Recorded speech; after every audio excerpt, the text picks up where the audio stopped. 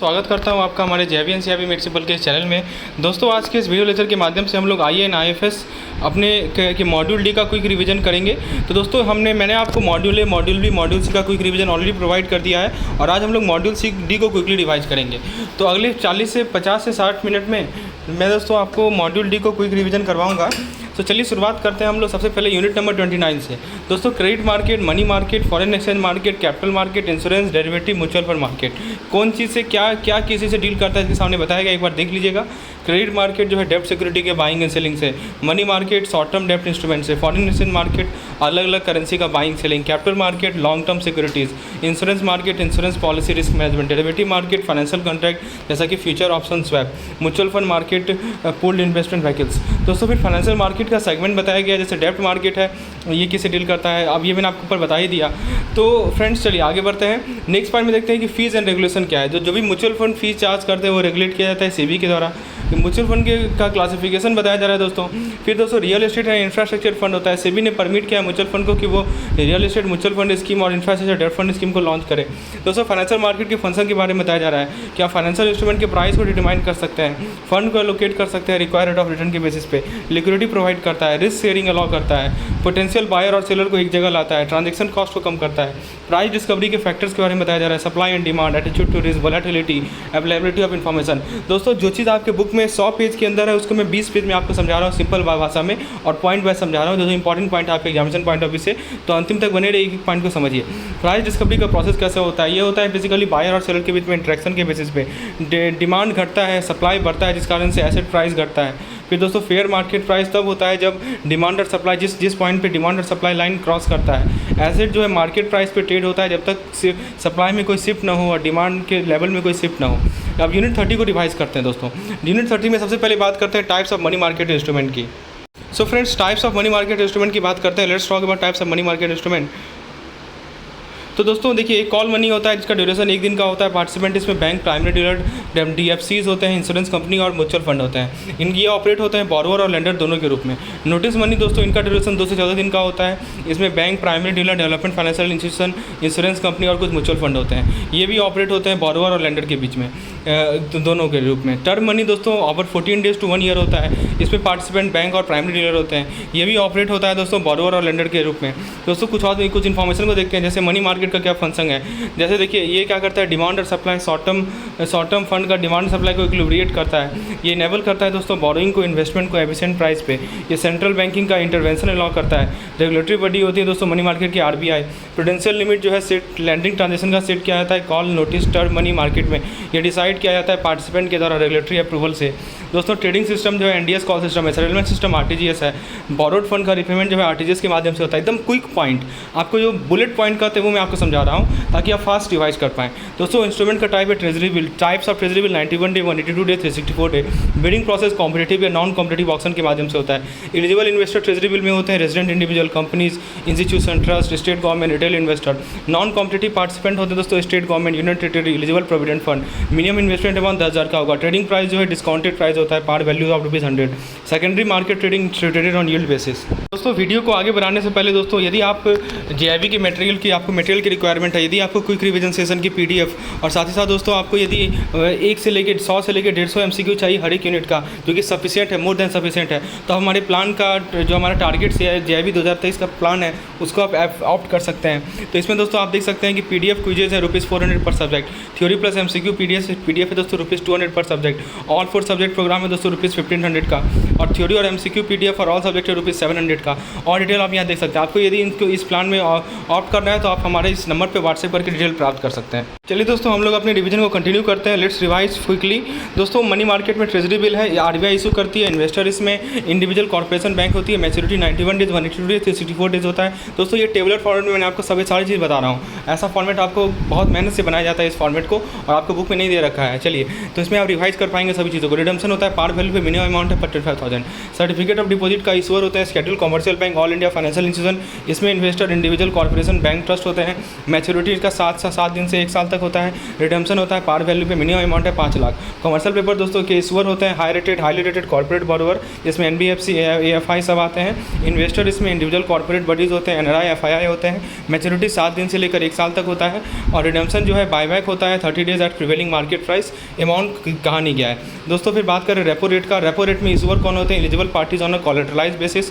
इसमें दोस्तों bank, primary dealer, financial institution इसके इन्वेस्टर होते हैं। और इसमें दोस्तों मैच्योरिटी डेट ऐसा कुछ होता नहीं है, इसे रिपर्चेज किया जाता है प्री डिटरमाइंड प्राइस पे। इसको मैंने समझाया है, मैंने अपने वीडियो लेक्चर में एक चीज़ को अच्छे से समझाया, एग्जाम्पल लेके समझाया है। अभी हम लोग शॉर्ट में डिवाइड कर रहे हैं दोस्तों। ट्रेजरी बिल का जो रिडम्पशन होता है वो डिस्काउंट पे होता है। बायबैक फॉर सीडी लॉक किया जाता है 7 डेज के बाद।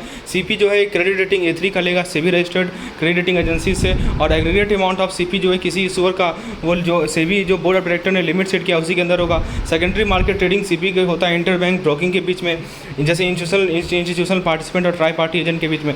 तो दोस्तों ये ट्राई पार्टी एजेंट क्या होता है, ये सभी चीज़ को मैंने अपने वीडियो लेक्चर में समझाया है। चलिए आगे बढ़ते हैं। ट्राई पार्टी रेपो देखिए, इसका पर्पस क्या है कि कोलेटरल को मैनेज करेगा रिपर्चेज एग्रीमेंट ट्रांजैक्शन के लिए। इसमें थर्ड पार्टी इन्वॉल्व होंगे, tri party agent service provide करेगा collateral selection, payment and settlement, custody and management. Eligibility criteria है कि ऑथराइजेशन लेना पड़ेगा आरबीआई से। Minimum paid up equity capital 25 crore का होना चाहिए। पास्ट एक्सपीरियंस होना चाहिए फाइनेंशियल सेक्टर में। एडुकेट सिस्टम इंफ्रास्ट्रक्चर होना चाहिए। बिल डिस्काउंटिंग सिस्टम का बात करें, इसका पर्पस है कि लिक्विडिटी प्रोवाइड करना और बिल को प्रमोट करना, बिल कल्चर को प्रमोट करना इकोनॉमी में। फिर दोस्तों सर्विस क्या प्रोवाइड करती है? बैंक DUPN इशू करती है, derivative usance promissory note against the genuine traded. फिर दोस्तों बताया जा रहा है एलिजिबिलिटी क्राइटेरिया क्या है। बैंक्स और परमिटेड फाइनेंशियल एंटिटीज जो है इन्वेस्ट कर सकते हैं BRDS में डिस्काउंट करके ट्रेड बिल को other eligible bank against DUPN। दोस्तों फिर स्कीम की बात करें, ट्राई पार्टी रिपोर्ट। ये रिपोर्ट कॉन्ट्रैक्ट होता है जिसके अंदर थर्ड पार्टी एजेंट इंटरमीडिएट की तरफ के रूप में काम करते हैं बोरोवर और लेंडर के बीच में। ये कोलेटरल सिलेक्शन का फैसिलिटेट करता है, पेमेंट एंड सेटलमेंट को फैसिलिटेट करता है, कस्टडी मैनेजमेंट को। BRDS दोस्तों बिल डिस्काउंटिंग सिस्टम होता है, एक स्कीम है RBI का कि लिक्विडिटी प्रोवाइड करेंगे, बिल कल्चर को प्रमोट करेंगे इकोनॉमी में। बैंक फंड रेज कर सकती है DUPN इशू करके। DUPN होता है डेरिवेटिव यूजेंस प्रॉमिसरी नोट, किसके against? Genuine trade bill discounted bye them. जो एलिजिबल बिल्स होते हैं दोस्तों वो अनइनकम्बर्ड होंगे, इनका टेनर जो है 90 दिन से ज़्यादा नहीं होगा। LTR दोस्तों लॉन्ग टर्म रेपो ऑपरेशन होता है। RBI टर्म ऑपरेशन कंडक्ट करती है 1 साल का और 3 साल का tenor up to ₹1 lakh crore at policy repo rate, ताकि इंकरेज कर सके बैंकों की स्मूथ मैच्योरिटी ट्रांसफॉर्मेशन हो और एज्यूर कर सके उनको ड्यूरेबल लिक्विडिटी का। LTRO को कंडक्ट किया जाता है ई-कुबेर प्लेटफॉर्म पे फिक्स रेट पे। अलॉटमेंट किया जाता है प्रो रेटा बेसिस पे और in case of oversubscription. तो दोस्तों इस प्रकार से यूनिट 30 को हमने डिवाइड किया। अब आइए यूनिट 31 पे आते हैं। So friends now let's revise unit 31 quickly. आइए दोस्तों यूनिट 31 को रिवाइज करते हैं। Let's revise unit 31 in detail. So friends सबसे पहले कैपिटल मार्केट का पर्पस क्या है कि इन्वेस्टमेंट के लिए सेविंग को मोबिलाइज करना, कैपिटल प्रोवाइड करना एंटरप्रेन्योर को ताकि वो बिजनेस स्टार्ट कर सके, प्रमोटर को इनेबल करना कि वो कैपिटल रेज कर सके सिक्योरिटी के माध्यम से, जैसे equity share, debenture, bonds. Regulation SEBI के द्वारा रेगुलेट किया जाता है। प्राइमरी मार्केट की बात करें, इसका पर्पस है कि सिक्योरिटीज जो है पब्लिक को दिया जाता है सब्सक्रिप्शन के लिए, कैपिटल रेज करने के लिए। इसके टाइप्स होते हैं पब्लिक इशू मार्केट और private placement market. Intermediaries, merchant banker, issue manager और लीड अरेंजर होते हैं। बैंक का पार्टिसिपेशन, बैंक जो है banker to issue, arranger and underwriter. फिर दोस्तों नेक्स्ट पॉइंट में सेकेंडरी मार्केट की बात करते हैं। इसका पर्पस है कि वो सिक्योरिटी ट्रेड किया जाएगा जब वो प्राइमरी मार्केट में ऑफर किया जा चुका है उसके बाद, और ये स्टॉक एक्सचेंज पे लिस्टेड होना चाहिए। ये एफिशिएंट प्लेटफॉर्म होता है सिक्योरिटी के ट्रेडिंग का और प्राइस डिस्कवरी का। दोस्तों इसका टाइप्स की बात करें, auction market, stock exchange, dealer market, over the counter, OTC। Bank का पार्टिसिपेशन, बैंक फैसिलिटेट करती है सेकेंडरी मार्केट ट्रांजेक्शन में कि डायरेक्ट ट्रेडिंग और डीमैट अकाउंट को ओपन करवाती है इंडिविजुअल और कंपनीज़ के लिए। क्रेडिट एक्सटेंड करती है अगेंस्ट सिक्योरिटी। और दोस्तों बैंक फंक्शन कर सकती है क्लियरिंग हाउस बैंक के रूप में। स्टॉक एक्सचेंज इन इंडिया कितने संख्या है दोस्तों? 4 स्टॉक एक्सचेंज है। सबसे ओल्डेस्ट BSE है, BSE लिमिटेड, जो कि स्टैब्लिश हुआ था 1875 में। स्टॉक एक्सचेंज की बात करें, BSE पहला स्टॉक एक्सचेंज है। NSE दूसरा मेजर स्टॉक एक्सचेंज 1992 में स्टैब्लिश हुआ। CSE ओल्डेस्ट स्टॉक एक्सचेंज है जो कि स्टैब्लिश हुआ 1908 में, बस लेकिन वो इनएक्टिव है। मेट्रोपॉलिटन स्टॉक एक्सचेंज जो है 2012 में फॉर्म हुआ और ट्रेडिंग बिगिन हुआ 2013 में। डिम्यूचुअलाइजेशन ऑफ स्टॉक एक्सचेंज बता दे रहा है, BSE NSE OTCI डिम्यूचुअलाइज हुए। डिम्यूचुअलाइजेशन क्या करता है कि ऑनरशिप, मैनेजमेंट और ट्रेडिंग राइट को सेपरेट करता है। ब्रोकर मेंबर होते हैं रिकॉग्नाइज स्टॉक एक्सचेंज के, जो कि ट्रेड कर सकते हैं अलग अलग एक्सचेंज स्क्रीन बेस्ड सिस्टम पे। सब ब्रोकर एफिलिएटेड होते हैं रिकॉग्नाइज स्टॉक एक्सचेंज मेंबर से और रजिस्टर्ड होते हैं सेबी के साथ। डिपॉजिटरी सिस्टम दोस्तों, डिपॉजिटरी मेंटेन करता है ownership record of security book entry form में। डिपॉजिटरी सिस्टम कॉस्ट रिड्यूस करेगा, थेफ्ट रिड्यूस करेगा, पॉजिटिव रिड्यूस करेगा। ये सिस्टम इन्हांस करता है सिक्योरिटी के वेलोसिटी को, सर्कुलेशन में जो सिक्योरिटी का वेलोसिटी है उसे इन्हांस करता है और लिक्विडिटी प्रोवाइड करता है मार्केट में। डिपॉजिटरी सिस्टम प्रोवाइडर जो है कुछ सर्टेन क्राइटेरिया को मीट करेंगे। दोस्तों अब बताया जा रहा है ये टेबल है, इसे financial product instrument secondary market की बात करते हैं। इक्विटी शेयर दोस्तों रिप्रेजेंट करता है ownership interest in company with associate associated entrepreneurial skill and voting right. एक कंपनी इशू कर सकती है इक्विटी शेयर अलग अलग डिफरेंशियल राइट का। राइट इशू के अंदर दोस्तों न्यू सिक्योरिटी इशू किया जाता है एग्जिस्टिंग शेयर होल्डर को। बोनस शेयर में दोस्तों कंपनी को इशू किया जाता है, शेयर होल्डर को कंपनी इशू करती है अपने शेयर होल्डर को फ्री में। दोस्तों प्रीफर्ड स्टॉक प्रेफरेंस शेयर क्या होता है, कोई वोटिंग राइट नहीं होता है, ये फिक्स डिविडेंड के लिए इंटाइटल होते हैं। फिर दोस्तों प्रायोरिटी रहता है इक्विटी शेयर होल्डर का पेमेंट, इसको कि पेमेंट मिलने पे ये रैंक जो है क्रेडिटर के नीचे रखते हैं, लेकिन एवब इक्विटी शेयर होल्डर का रैंक रहता है। दोस्तों कंपनी जो है रिन्यूएबल प्रेफरेंस शेयर इशू कर सकती है, टेनर जो है 20 साल से ज़्यादा करना हो। कुमुलेटिव प्रेफरेंस शेयर दोस्तों क्या होता है कि डिविडेंड एक्यूमुलेट होता है यदि अनपेड होगा। कुमुलेटिव कन्वर्टेबल प्रेफरेंस शेयर क्या होता है कि वो इक्विटी शेयर में कन्वर्ट हो जाता है, इक्विटी कैपिटल में कन्वर्ट हो जाता है after specified date. Participating preference share में क्या होता है कि आप पार्टिसिपेट कर सकते हैं प्रॉफिट में after fix dividend is paid. दोस्तों सिक्योरिटी रिसिप्ट की बात करें, सिक्योरिटाइजेशन रिकंस्ट्रक्शन कंपनी इशू करती है किसी क्वालिफाइड इंस्टीट्यूशनल बायर को। Government securities sovereign coupon bearing instrument होता है जो कि आरबीआई इशू करती है गवर्नमेंट ऑफ इंडिया के बिहाफ में। डिवेंचर दोस्तों बॉन्ड जो है कंपनी इशू करती है फिक्स रेट ऑफ इंटरेस्ट जो कि हाफ ईयरली पेबल होता है। बॉन्ड दोस्तों नेगोशिएबल सर्टिफिकेट होता है जो कि एविडेंस करता है इंडेप्टनेस को, जो कि कंपनी के द्वारा इशू किया जाता है। म्यूनिसिपैलिटी या गवर्नमेंट एजेंसी इशू करती है। रेगुलेटरी रिक्वायरमेंट क्या है दोस्तों, कॉर्पोरेट डेब्ट सिक्योरिटी का जो भी पब्लिक इशू सिक्योरिटी है वो लिस्टेड होंगे एक से एक या एक से ज़्यादा स्टॉक एक्सचेंज में। डेब्ट सिक्योरिटी जिसका मैच्योरिटी पीरियड 365 दिन से ज़्यादा है कंपनी के द्वारा इशू किया जाएगा, उसके अंदर लिस्टेड वन रहेंगे प्राइवेट प्लेसमेंट बेसिस पे। अनलिस्टेड कंपनी स्टैट्यूटरी कॉर्पोरेशन या दूसरे एंटिटीज जो अपने प्राइवेटली प्लेस डेब्ट सिक्योरिटीज़ को लिस्टेड करवा सकते हैं रिलेवेंट कंडीशन को फॉलो करके। कैपिटल इशू की बात करें तो एक पब्लिक इशू होता है, इसके अंदर IPOs आता है, FPO आता है, जबकि जहाँ पे कंपनी एक ऑफर फ्रेश या एग्जिस्टिंग सिक्योरिटीज़ को ऑफर करती है पब्लिक को। राइट इशू में क्या होता है कि लिस्टेड कंपनी प्रपोज करती है कि वो फेस सिक्योरिटी इशू करेगी अपने एग्जिस्टिंग शेयर होल्डर को पार्टिकुलर रेशियो में। प्रेफरेंस शेयर में क्या होता है दोस्तों, प्राइवेट प्लेसमेंट होता है शेयर का या कन्वर्टेबल सिक्योरिटी का किसी कंपनी के द्वारा किसी सेलेक्टेड ग्रुप ऑफ पर्सन को। और QIP होता है दोस्तों क्वालिफाइड इंस्टीट्यूशनल प्लेसमेंट, यहाँ पे प्राइवेट प्लेसमेंट ऑफ होता है इक्विटी शेयर का या सिक्योरिटी जिसको इक्विटी में शेयर में कन्वर्ट किया जाए किसी लिस्टेड कंपनी के द्वारा, किसे दिया जाता है क्वालिफाइड इंस्टीट्यूशनल बायर को। एलिजिबिलिटी नॉर्म्स क्या है कैपिटल इशू करने के लिए, पब्लिक इशू के लिए सेबी एलिजिबिलिटी नॉर्म्स है। Draft prospectus file through merchant banker. Right preferential issue के लिए कोई एलिजिबिलिटी नॉर्म नहीं है, कोई ऑफर डॉक्यूमेंट नोटिस रिक्वायरमेंट नहीं होती है। QIP के लिए दोस्तों लिस्टेड कंपनी होनी चाहिए, NSE BSE में मिनिमम पब्लिक फ्लोट होना चाहिए, कोई ऑफर डॉक्यूमेंट नोटिस की रिक्वायरमेंट नहीं है। ड्राफ्ट ऑफर डॉक्यूमेंट में सेबी के द्वारा फिल किया जाएगा मर्चेंट बैंकर के माध्यम से, ये DIP के गाइडलाइंस को कंप्लाई करेगा। ऑफर डॉक्यूमेंट दोस्तों सारे रिलेवेंट इन्फॉर्मेशन को कवर करता है इन्वेस्टर के लिए। इसका रिक्वायरमेंट है कि ड्राफ्ट डॉक्यूमेंट अवेलेबल होना चाहिए पब्लिक कमेंट्स के लिए 21 दिन के। RHP दोस्तों होता है रेड हेरिंग प्रॉस्पेक्टस, यहाँ पे कोई डिटेल नहीं होता है प्राइस का या नंबर ऑफ शेयर ऑफर कितना किया जा रहा है। दोस्तों रिक्वायरमेंट क्या है कि फ्लोर प्राइस या प्राइस बैंड जो है एडवर्टीजमेंट के माध्यम से नोटिफाई किया जाएगा। प्राइस डिस्कवरी जो है बुक बिल्डिंग प्रोसेस के माध्यम से होता है इशू के लिए। और रिक्वायरमेंट ये है कि final price detail including in prospectus filled with ROC। दोस्तों बुक बिल्डिंग प्रोसेस क्या होता है, इसमें टाइप्स ऑफ इशू की बात करें। 100% net offer to public through voluntary book build issue. दोस्तों मैंने अपने वीडियो लेक्चर में इन चीज़ों को एक एक चीज़ समझाया है, अभी मैं आपको शॉर्ट में बस बता रहा हूँ क्योंकि समझाने के लिए आपको मेरे वीडियो लेक्चर को देखना परेगा। इसकी डिटेल जानकारी आप मुझे इस नंबर पर व्हाट्सएप करके प्राप्त कर सकते हैं। बेसिकली इसको आपको समझना है अच्छे तरीके से कि बुक बिल्डिंग होता क्या है, एग्जाम्पल से समझना है। Then you have to devote some time, this is very interesting topic which I have explain in our videos. Okay so book building में टाइप ऑफ इशू की बात करें तो 100% नेट ऑफर होता है पब्लिक को वॉलंटरी बुक बिल्ड इशू से। Proportion of allotment की बात करें RRI को 35%, NII को 15%, QIB को 50%। दोस्तों कंपलसरी बुक बिल्ड इशू की बात करें QIB को 75%, NII को 15%, RRI को 10%। फिक्स प्राइस इशू की बात करें मिनिमम 50% नेट ऑफर अलॉट किया जाता है RRI को। तो आपको यदि क्विकली रिवाइज करना है अपने पूरे सिलेबस को तो आप इस PDF का हेल्प ले सकते हैं, जिसको आप प्राप्त कर सकते हैं मुझे व्हाट्सएप करके इस नंबर पर जो कि आपको नीचे शो किया जा रहा है। इन्वेस्टर कैटेगरी की बात करें, एक होता है RI होता है रिटेल इंडिविजुअल इन्वेस्टर। इसका डेफिनेशन है दोस्तों ये बिड्स अप्लाई करता है सिक्योरिटीज़, इसका वैल्यू है 2 लाख तक का। और एक होता है QIB क्वालिफाइड इंस्टीट्यूशनल बायर, ये इंस्टीट्यूशनल इन्वेस्टर होते हैं जिनका एक्सपर्टाइज रहता है, फाइनेंशियल स्ट्रेंथ होता है। दोस्तों QIB की बात करें, QIB होता है QIB का मतलब है इंस्टीट्यूशनल इन्वेस्टर जिनका एक्सपर्टाइज है, जिनका फाइनेंशियल स्ट्रेंथ है कि कैपिटल मार्केट में इन्वेस्ट कर सकें। 50% इनका प्रपोर्शन होता है वॉलंटरी बुक बिल्ड इशू में, 75% होता है कमर्शियल बुक बिल्ड इशू में। RI होते हैं दोस्तों हमारे रिटेल इंडिविजुअल इन्वेस्टर, एक ऐसे इंडिविजुअल होते हैं जो कि अप्लाई करते हैं या बिड करते हैं सिक्योरिटीज़ का जिसका वैल्यू 2 लाख से ऊपर नहीं होता है। इनका प्रपोर्शन है वॉलंटरी बुक इशू में 35%, कंपलसरी बुक बिल्ड इशू में 10% और 50% होता है फिक्स प्राइस इशू में। NII होते हैं दोस्तों हमारे नॉन इंस्टीट्यूशनल इन्वेस्टर, एक इन्वेस्टर अदर दैन QIB या RI जो कि इसके अंदर HNI आते हैं और कॉर्पोरेट बड़ी आते हैं। इनका दोस्तों प्रपोर्शन की बात करें तो 15% वॉलंटरी बुक इशू में, 15% कंपलसरी बुक इशू में और रेस्ट जो है बैलेंस है 5 फिक्स प्राइस इशू में। एंकर इन्वेस्टर QIB होते हैं जो कि एप्लीकेशन करते हैं वैल्यू कम से कम 10 करोड़ रुपये का पब्लिक इशू में ऑन द मेन बोर्ड। फिर दोस्तों ग्रीन इशू ऑप्शन एक ऑप्शन होता है कि हम इक्विटी शेयर को अलॉट करेंगे in excess of the equity share offer in the public issue, यानी पब्लिक इशू में जितना हमने इक्विटी शेयर ऑफर किया उसके एक्सेस में जितना हम इक्विटी शेयर को अलॉट करते हैं, जैसे कि पोस्ट लिस्टिंग प्राइस, ये हमारा ग्रीन शू होता है। दोस्तों मैं फास्ट आपको इसलिए बता रहा हूँ because this is a quick revision session, we are trying to revise every point in the shortest amount of time possible, that's why if you want to get detail of this plan you can WhatsApp me on the number shown on the screen. Now let's continue. दोस्तों बताया जा रहा है कि SCSB क्या होता है, self certified syndicate bank. एक बैंकर होता है जो कि to an issue registered with SEBI which offer the facility of ASBA, application supported by blocked amount. ASBA का फुल फॉर्म है। एलिजिबिलिटी कंडीशन क्या IPO के लिए, नेट टेंजिबल एसेट कम से कम 3 करोड़ रुपए का होना चाहिए पहले पिछले 3 साल में, और एवरेज ऑपरेटिंग प्रॉफिट कम से कम 15 करोड़ का होना चाहिए, और नेट वर्थ कम से कम 1 करोड़ रुपए का होना चाहिए पिछले 3 साल में, तभी IPO के लिए आप कर सकते हैं। यदि ये सभी कंडीशन मीट नहीं होता है तो इशूअर जो है IPO तभी ला सकता है बुक बिल्डिंग प्रोसेस ऑफर से, और कम 75% of the net offer QIB को देगा। दोस्तों नेक्स्ट पॉइंट की बात करते हैं, एलिजिबिलिटी फॉर NSE IPO। तो applicant post issue paid up equity capital should not be less than 10 crore, capitalisation of applicant equity should not be less than 25 crore.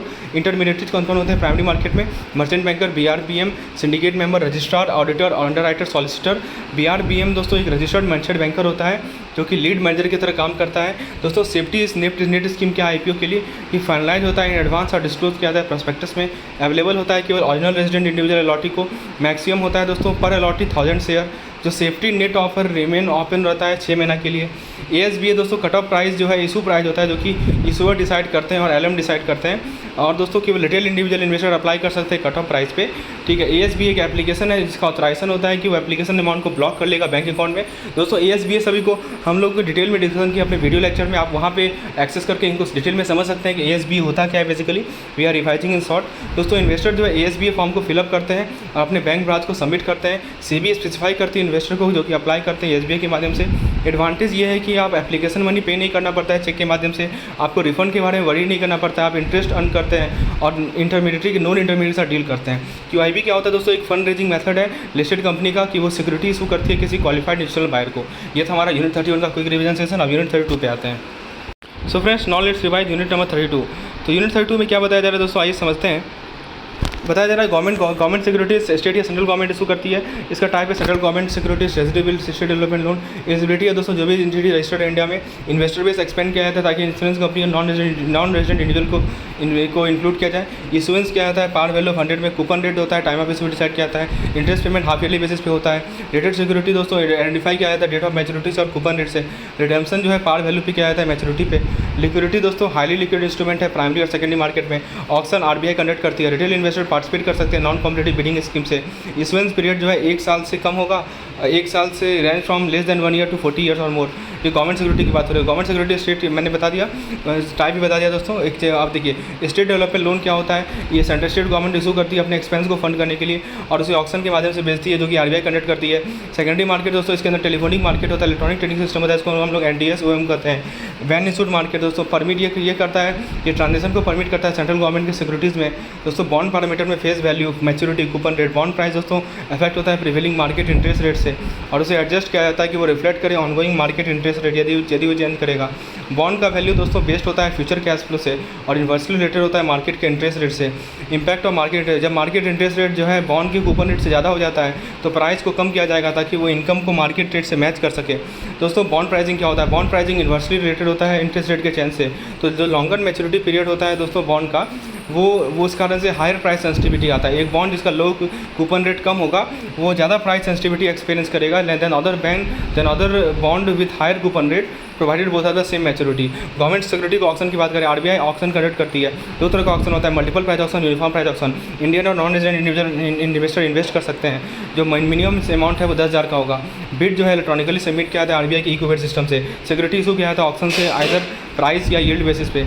Maximum rate of yield जो है या minimum price जो है वो RBI decide करती है government of India के consultation में। Non competitive building facility available है रिटेल इन्वेस्टर के लिए। Allocation of security non competitive bidder को दिया जाता है RBI गवर्नमेंट ऑफ इंडिया के डिस्कशन पे और प्राइस जो है वेटेड एवरेज प्राइस ज़्यादा नहीं होता है। प्राइमरी डीलर के दोस्तों इन यील्ड बेस्ड ऑक्शन के केस में सक्सेसफुल बिडर जो है प्रीमियम पे करता है यदि उनका कोटा जो है यदि उनका कोर्स जो है लोअर होता है than the minimum exact rate. दोस्तों ये सब क्या है, इन सभी चीज़ को यदि रियल में समझना है तो आप हमारे वीडियो कोर्स का हेल्प ले सकते हैं। We have explain each and every point using example in the easiest manner possible. दोस्तों बात करते हैं नेक्स्ट टॉपिक प्राइमरी डीलर को। तो इसमें दोस्तों एंटिटी रजिस्टर्ड होते हैं आरबीआई के साथ, जो परचेज करते हैं गवर्नमेंट सिक्योरिटीज को सेल करते हैं। इसको इंट्रोड्यूस किया गया 1995 में, ताकि प्रमोट कर सके ट्रांजेक्शन मार्केट में। एलिजिबिलिटी कंडीशन क्या है पीडी के लिए, तो सब्सिडी हो सकते हैं किसी शेड्यूल कमर्शियल बैंक का, ऑल इंडिया फाइनेंशियल इंस्टीट्यूशन हो सकते हैं, इंडियन सब्सिडी या जॉइंट वेंचर हो सकते हैं फॉरेन एंटिटी का, कंपनी जिसे इनकॉर्पोरेट किया गया है कंपनी 1950 ये सभी एलिजिबल कंडीशन है। रोल क्या है दोस्तों, ऑक्शन में पार्टिसिपेट करना, अंडर राइटिंग सर्विस प्रोवाइड करना, ऑफरिंग फर्म को buy sell bid ask code provide करना टीविल के लिए या डेटेड सिक्योरिटी के लिए। फिम्डा दोस्तों क्या है, fix income money market and derivative है। ये एक सेल्फ रेगुलेटरी ऑर्गेनाइजेशन है जो कि फिक्स इनकम से एसोसिएटेड है और डेरिवेटिव मार्केट से एसोसिएटेड है। फिम्डा का रोल क्या है दोस्तों, ये एक प्राइमरी इंटरफेरेंस की तरह काम करता है रेगुलेटर के साथ। ये डेवलपमेंट एक्टिविटी अंडरटेक करता है, ये ट्रेनिंग और डेवलपमेंट सपोर्ट प्रोवाइड करता है। दोस्तों आरडीएस होता है आरबीआई का रिटेल डायरेक्ट स्कीम। ये लॉन्च किया गया 12 नवंबर 2021 को। ये रिटेल इंडिविजुअल इन्वेस्टर को इनेबल करता है कि वो गवर्नमेंट सिक्योरिटी मार्केट में पार्टिसिपेट कर सकें। सिक्योरिटीज़ कौन कौन से अवेलेबल होते हैं आरडीएस के माध्यम से, government of India security treasury bill. दोस्तों जो भी कंटेंट आपको प्रोवाइड किया जा रहा है पूरे के पूरे मैकमिलन बुक से हैं। तो उसके बाद दोस्तों government of India dated security, sovereign gold bond, state development loan, short में एसडीएल कहा जाता है। आरडीएस क्या फैसिलिटी प्रोवाइड करती है कि आप एक retail direct gilt account open कर सकते हैं, मेंटेन कर सकते हैं। प्राइमरी इशुएंस का एक्सेस होता है, access to NDS Om.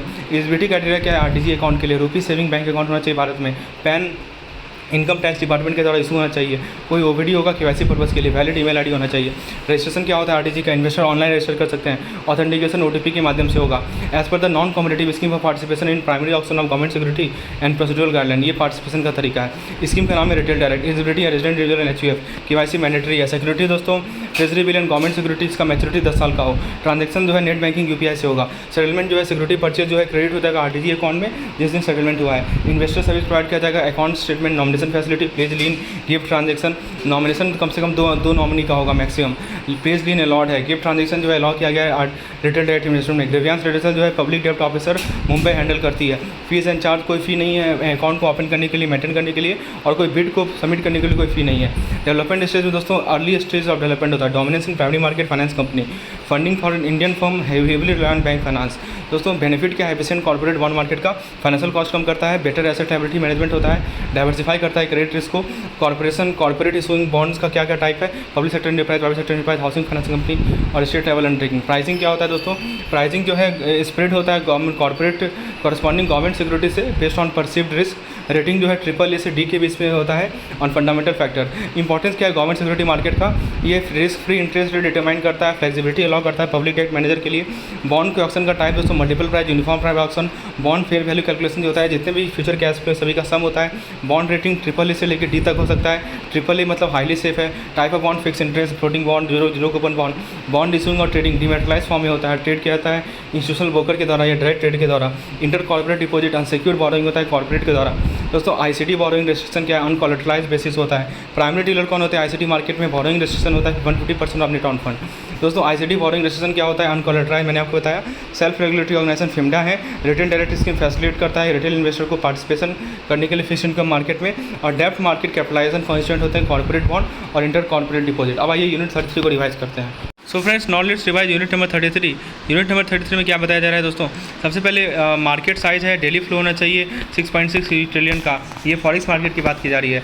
Market nature global OTC, no boundary और border, participant bank, broker, private investor. Product दोस्तों spot, forward, future, swap, option, FX, retail. Currency type major currency USD, euro, sterling, pound, Japanese yen. दोस्तों exchange rate determine किया था supply और demand से। ये हम लोग फॉरेक्स मार्केट की बात कर रहे हैं। इवोल्यूशन कैसे हुआ, इंडिया में इंट्राडे ट्रेडिंग अलॉ किया गया 1978 में। एक्सचेंज रेट का यूनिफिकेशन हुआ 1991 में। करंट अकाउंट कन्वर्टेबिलिटी अचीव हुआ 1994 में। दोस्तों लिक्विडिटी की बात करें तो हाईली लिक्विड है। इसमें दोस्तों ओपन और क्लोज पोजीशन किसी भी साइज का होता है करंट मार्केट प्राइस पे। मार्केट ट्रेंड को ट्रैक कर सकते हैं लॉन्ग पीरियड ऑफ टाइम में। प्रत्येक करेंसी का अपना टिपिकल टेम्पोररी चेंज होता है। क्रेडिट लिवरेज डिटरमाइन किया जाता है एग्रीमेंट पार्टीज के बीच में एग्रीमेंट से। सर्विस चार्ज दोस्तों कोई सर्विस चार्ज नहीं होता है except for bid ask spread. Regulation flexible regulation है। पार्टिसिपेंट कौन होते हैं फॉरेक्स मार्केट में, central bank, sovereign fund, hedge fund, multinational large corporation, SME, insurance investor. Liber और एआरआर होता है दोस्तों, लाइबर होता है पॉपुलर फाइनेंशियल बेंचमार्क रेट है। एआरआर दोस्तों ये रिकमेंड ये रिप्लेसमेंट लाइबर के लिए। एआरआर बेस होता है ट्रांजेक्शन इन लिक्विड मार्केट। तो दोस्तों इंडिया का जो एक्सपोजर है लाइबर में वो बेंचमार्क के रूप में काम करता है टर्म लैंडिंग के लिए और फंडिंग के लिए। एक्सपोजर जो है लोन कॉन्ट्रैक्ट से होता है, एफसीएनआरबी डिपॉजिट से होता है। $50 बिलियन जो है डेप्ट कॉन्ट्रैक्ट का और US डॉलर 281 बिलियन जो डेरिवेटिव कॉन्ट्रैक्ट का ये रिक्वायर करता है मैपिंग टू ARR।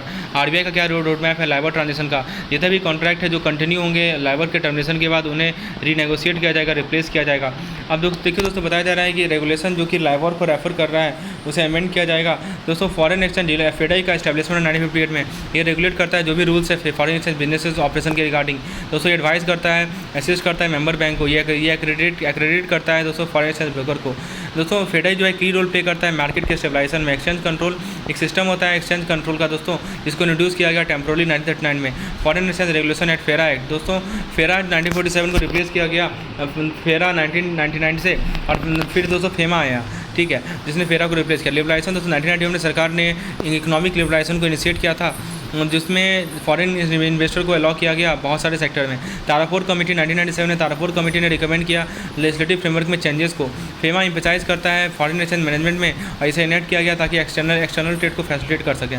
दोस्तों डायरेक्टर ऑफ इन्फोर्समेंट क्या होता है, ये इन्फोर्स करता है फेमा की प्रोविजन को और इम्पोज करता है पेनल्टीज ऑन इंडिविजुअल जो कि प्रोविजन ऑफ एक्ट को वायलेट करते हैं। एडजुकेटिंग अथॉरिटी नोटिस इशू करते हैं इंडिविजुअल को जो कि कॉन्ट्रावीन करते हैं फेमा के प्रोविजन को, और इंडिविजुअल प्रीफर करते हैं appeal to special director appeal. Appellate tribunal दोस्तों अपील होता है इंडिविजुअल से। फेमा कौन होता है, तो फेमा का सेक्शन 3 प्रोहिबिट करता है फॉरेन एक्सचेंज डीलिंग में except through authorise person. Section 4 restrict करता है इंडियन रेजिडेंट को एक्वायर करना, होल्ड करना, ऑन करना, पॉजिट करना, ट्रांसफर करना फॉरेन एक्सचेंज को, फॉरेन सिक्योरिटी को। करंट अकाउंट ट्रांजेक्शन रूल क्या है, फेमा का जो रूल 2000 है उसमें उसको दोस्तों सेंट्रल गवर्नमेंट ने बनाया है। सेक्शन 6 अलाउ करता है कैपिटल अकाउंट ट्रांजेक्शन के लिए, जिसमें आप से फॉरेन एक्सचेंज को ड्रॉ कर सकते हैं, बेच सकते हैं किसी ऑथराइज पर्सन से। ऑथराइज पर्सन दोस्तों सेक्शन 10 और 12 डील करता है ऑथराइज पर्सन के रिगार्डिंग। पेनल्टीज़ क्या है, सेक्शन 13 और 15 डील करता है पेनल्टीज और इन्फोर्समेंट के रिगार्डिंग, और सेक्शन 35 और 37 डील करता है डायरेक्टरेट ऑफ इन्फोर्समेंट के रिगार्डिंग। FX रिटेल प्लेटफॉर्म क्या है दोस्तों, एक ट्रेडिंग प्लेटफॉर्म है, इसको इंट्रोड्यूस किया गया रिजर्व बैंक ऑफ इंडिया की तरफ ताकि ट्रांसपेरेंसी प्रोवाइड किया सके, कॉम्पिटिशन बढ़ाया सके, जिस कारण से बेटर प्राइसिंग हो कस्टमर के लिए। ये एक web based order matching platform है जिसमें दोस्तों ट्रेडिंग होता है कैश में, टर्म में, स्पॉट में, फॉरवर्ड इंस्ट्रूमेंट में 13 महीना का। दोस्तों ट्रांजेक्शन चार्ज जो है कोई चार्ज नहीं होता है, 50,000 US डॉलर का प्रत्येक दिन में। US डॉलर इंडेक्स मेजर करता है USD value relative to basket of currency. Component इसका euro, Swiss franc, Japanese yen, Canadian dollar है। स्टार्ट किया गया 1973 में, बेस था 100 रुपीज़। दोस्तों डिपॉजिटरी रिसिप्ट क्या होता है, ये नेगोशिएबल फाइनेंशियल इंस्ट्रूमेंट है जिसको लोकल स्टॉक एक्सचेंज में ट्रेड किया जाता है। IDR अलाउ करता है कि शेयर को आप होल्ड करें फॉरेन कंपनी में जो कि इंटरनेशनल स्टॉक एक्सचेंज में लिस्टेड होता है। ADR US बैंक के द्वारा इशू किया जाता है, डिनोमिनेटेड होता है US डॉलर में, लिस्टेड होता है US स्टॉक एक्सचेंज में। GDR यूरोपियन बैंक इशू करती है, डिनोमिनेटेड होता है यूरो में या इसे यूरोपियन करेंसी में, लिस्टेड होता है यूरोपियन स्टॉक एक्सचेंज में। बेनिफिट क्या है, DR का ग्लोबल इक्विटी ट्रेड बढ़ता है, इन्फॉर्मेशन का एक्सचेंज बढ़ता है दोस्तों, एक टेक्नोलॉजी रेगुलेटरी प्रोसीड्योर कंपनी को अलाउ करता है कि वो ग्रेटर एक्सपोजर को ऑब्टेन कर सके, इन्वेस्टर को प्रोवाइड करता है diversification benefit. Foreign exchange market का टर्नओवर दोस्तों डेली है 6.6 ट्रिलियन का, बहुत तरह के प्राइवेट ये प्लेयर पार्टिसिपेट करते हैं। FX रिटेल प्लेटफॉर्म प्रोवाइड करता है इंडिविजुअल को डायरेक्ट एक्सेस फॉरेक्स मार्केट का। SOFR और SONIA ने लाइबर को रिप्लेस कर लिया एज यूनिवर्सल बेंचमार्क। यूनिट 34 की बात करते हैं तो एक तरफ है दोस्तों process of interconnected of financial market, और दूसरा तरफ है रीजन फॉर इंटरकनेक्टेडनेस। पहला unifying market and enabling convergence of risk adjusted return on asset of similar maturity of market. It prevents arbitrage opportunity. दोस्तों कैपिटल जो है मोर मोबाइल हो गया है क्रॉस नेशनल बाउंड्री, इससे क्या होता है एफिशिएंट और इंटीग्रेटेड फाइनेंशियल मार्केट प्रमोट करता है डोमेस्टिक सेविंग को, इन्वेस्टमेंट को, इकोनॉमिक ग्रोथ को। टेक्नोलॉजी डेवलपमेंट जो है सब्सटेंशियली रिड्यूस कर लिया आर्बिट्रेज अपॉर्चुनिटी को क्रॉस फाइनेंशियल सेंटर। दोस्तों हार्मोनाइजेशन हो गया प्रूडेंशियल रेगुलेशन का, वो है इंटरनेशनल बेस्ट प्रैक्टिसेस के लाइन में। दोस्तों फिर बताया जा रहा है नेक्स्ट पॉइंट में कि level of market integration domestic, इसमें परस्यू किया जाता है फाइनेंशियल रिफॉर्म के माध्यम से, ये प्रिवेंट करता है आर्बिट्रेज अपॉर्चुनिटी को। ग्लोबल मार्केट इंटीग्रेशन की बात करें तो ये ग्रेजुअल कैपिटल अकाउंट लिबरलाइजेशन है, एफिशिएंसीज को प्रमोट करता है, ठीक है। बेनिफिट क्या है फाइनेंशियल इंटीग्रेशन का, एक्सपोर्ट इंपोर्ट का एक्सपेंशन होता है, लेकिन रिस्क होता है दोस्तों कॉन्टेगियन का। ये प्रमोट करता है ट्रेड लिबरलाइजेशन को और स्केल इकोनॉमी को, लेकिन concentration and volatility of capital flow होता है। एडजस्टमेंट प्रोसेस जो है रेज कर सकता है international competitiveness of the member.